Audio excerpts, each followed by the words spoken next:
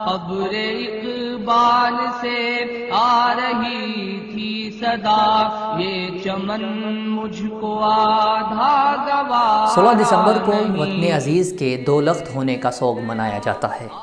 49 سال قبل اسی دن پاکستانیوں نے اپنے وطن کو دو حصوں میں تقسیم ہوتے دیکھا تھا۔ یوم سقوط ڈھاکہ پاکستان کی تاریخ کا وہ سیاہ ترین دن اور رستہ ہوا زخم ہے جو شاید کبھی نہ بھر پائے گا۔ بلا شبہ اسی دن کا سورج ہمیں شرمندگی اور پچھتاوے کا احساس دلاتے ہوئے نمودار ہوتا ہے اور تاریخ سے سبق حاصل کرنے کی تلقین کرتا نظر آتا ہے۔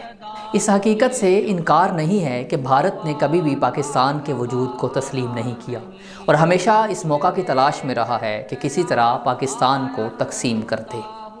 سقوط ڈھاکہ کے بعد بھارتی وزیر اعظم اندرا گاندھی کا یہ بیان تھا کہ آج ہم نے مسلمانوں سے اپنی 1000 سالہ غلامی کا بدلہ لے کر پاکستان کا دو قومی نظریہ خلیج بنگال میں ڈبو دیا ہے۔ یہ بیان ان کے دلوں میں مسلمانوں اور پاکستان کے خلاف چھپی نفرت کی عکاسی کرتا ہے۔ اندرا گاندھی اپنی پرائیویٹ میٹنگز میں اکثر یہ کہا کرتی تھی کہ میری زندگی کا وہ حسین ترین لمحہ تھا جب میں نے پاکستان کو دو ٹکڑے کر کے بنگلہ دیش بنایا تھا۔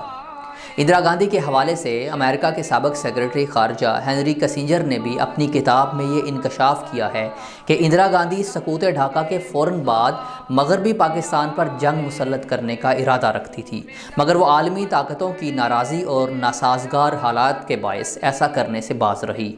پاکستان کو دو لخت کرنے میں ہماری سیاسی قیادت کے کردار کو بھی نظر انداز نہیں کیا جا سکتا، جنہوں نے ملک سے زیادہ پارٹی یا ذاتی مفادات کو ترجیح دی اور ایسی بے یقینی کی صورتحال پیدا کر دی کہ ملک دشمنوں نے بھرپور فائدہ اٹھاتے ہوئے مشرقی پاکستان کے لوگوں کو علیحدہ وطن کا جواز مہیا کیا، جس کا اظہار انہوں نے 23 مارچ 1971 کو یوم پاکستان کی بجائے یوم سیاہ منا کر کیا اور سرکاری عمارتوں میں بنگلہ دیشی پرچم لہرائے گئے۔ اس کے بعد پاک فوج نے باغیوں سے نمٹنے کے لیے طاقت کا استعمال کیا۔